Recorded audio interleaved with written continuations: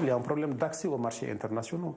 Et si on doit aider les gouvernements africains, ce n'est pas seulement en injectant des ressources financières, mais c'est en les aidant à accéder à des marchés plus équitables. Et c'est en les aidant à s'auto-développer et certainement en les aidant aussi également, dans une certaine mesure, dans les négociations internationales. Et c'est là le rôle où je vois les Nations Unies et d'autres organisations peuvent intervenir. C'est en mettant en place des systèmes où le commerce est un peu plus équitable.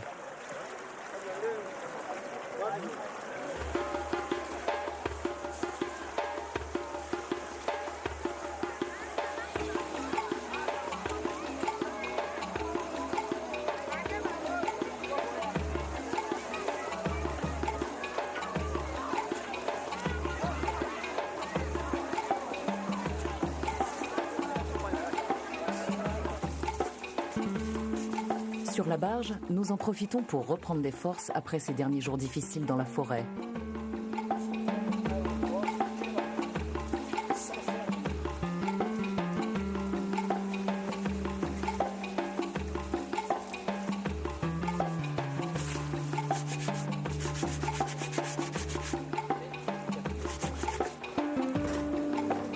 Tout le monde essaie de trouver sa place. 200 personnes vont devoir vivre ensemble pendant une semaine avec un espace de 1 mètre carré chacune. Nous sommes les Congolais, on mange tout. Les singes, les chiens, les chats, tout, on mange tout. Une micro-société s'organise au fil de l'eau et au gré des différentes escales. Beaucoup de petits commerçants n'ont pas d'autre choix que de passer des jours, voire des semaines sur ces barges surpeuplées. Aujourd'hui, le fleuve est une voie de communication essentielle pour le transport des hommes et des marchandises. C'est aussi une artère vitale pour les pêcheurs et les habitants qui vivent près des berges.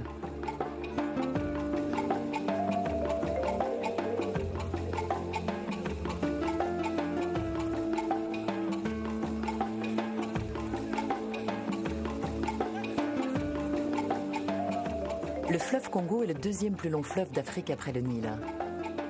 Avec un débit très élevé, son potentiel hydroélectrique est exceptionnel.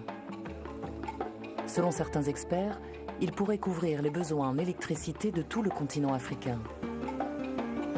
Mais pour l'instant, la population ne profite pas de cette précieuse ressource naturelle encore peu exploitée.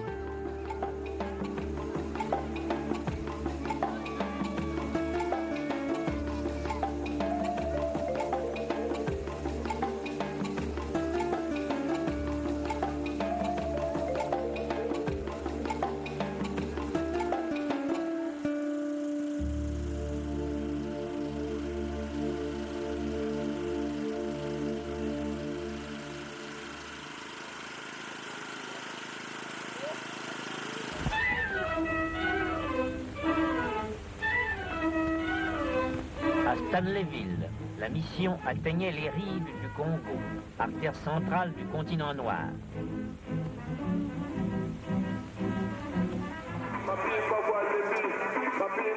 Notre semaine de navigation touche à sa fin. Nous voyons approcher Kisangani, anciennement Stanleyville.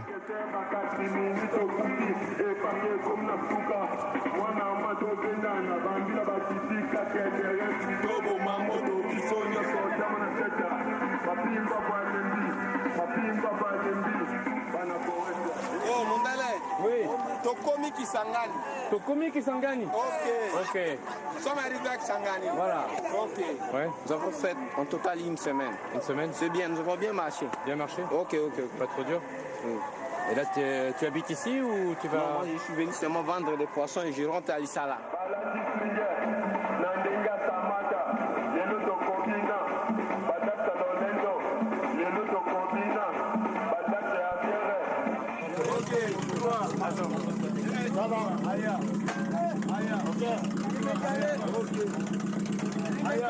Lentement.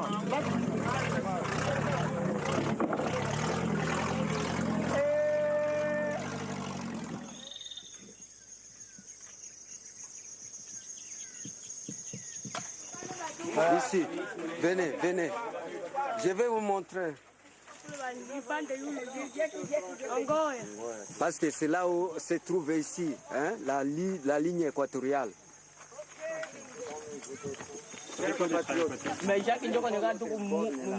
Après 3 mois et quelques d'expé, il était temps.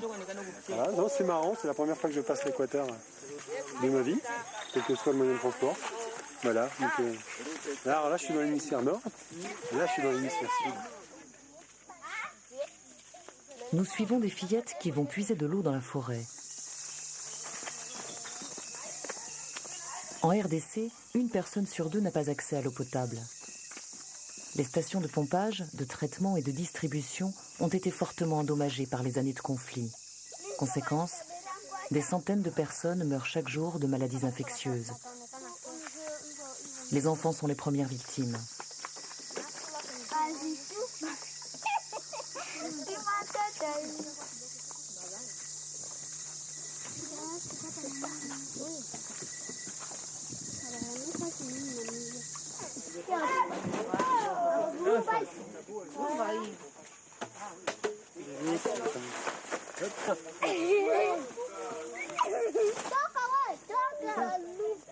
Tu tiens fort là, tiens. Tiens fort ici, tac. Et là, là et là. Ok? Et maintenant, tu la jettes. Vas-y.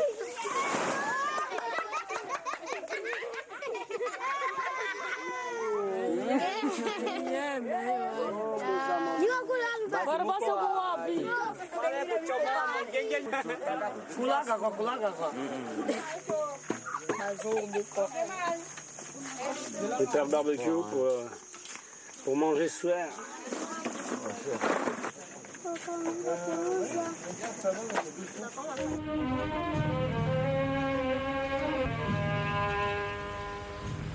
Certains ravins ne furent pas franchis sans incident, au grand effroi des habitants de la forêt, peu habitués à un pareil spectacle.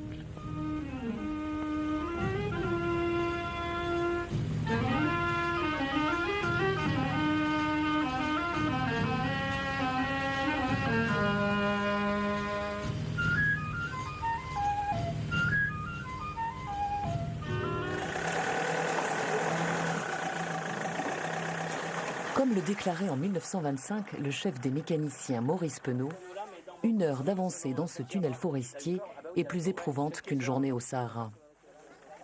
80 ans plus tard, nous faisons le même constat.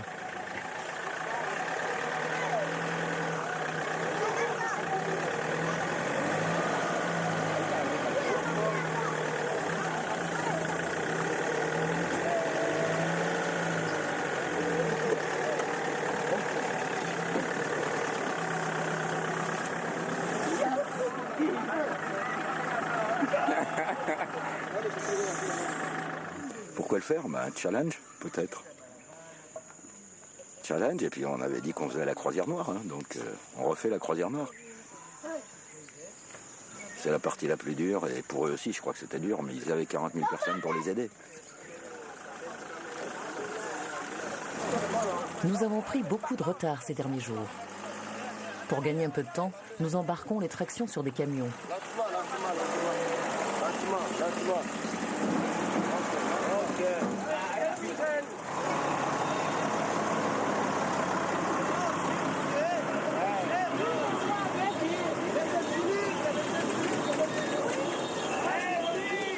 Comment ça marche?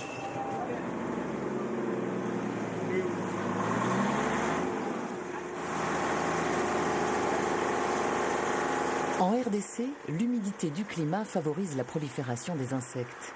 Mouches, moustiques ou termites ont à la fois effrayé et fasciné les explorateurs de 1924. Sur la piste, c'est une armée de fourmis guerrières qui attire l'attention de notre photographe Oula.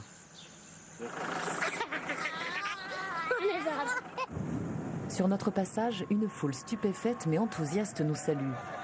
Le défilé de notre action est un spectacle inattendu et beaucoup n'ont encore jamais vu d'étrangers.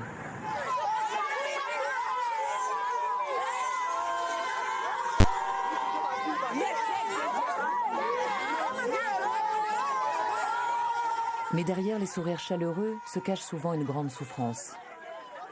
Dans ce village, l'association britannique Merlin tente de répondre à l'urgence sanitaire et médicale des habitants. C'est ici que nous passons la nuit.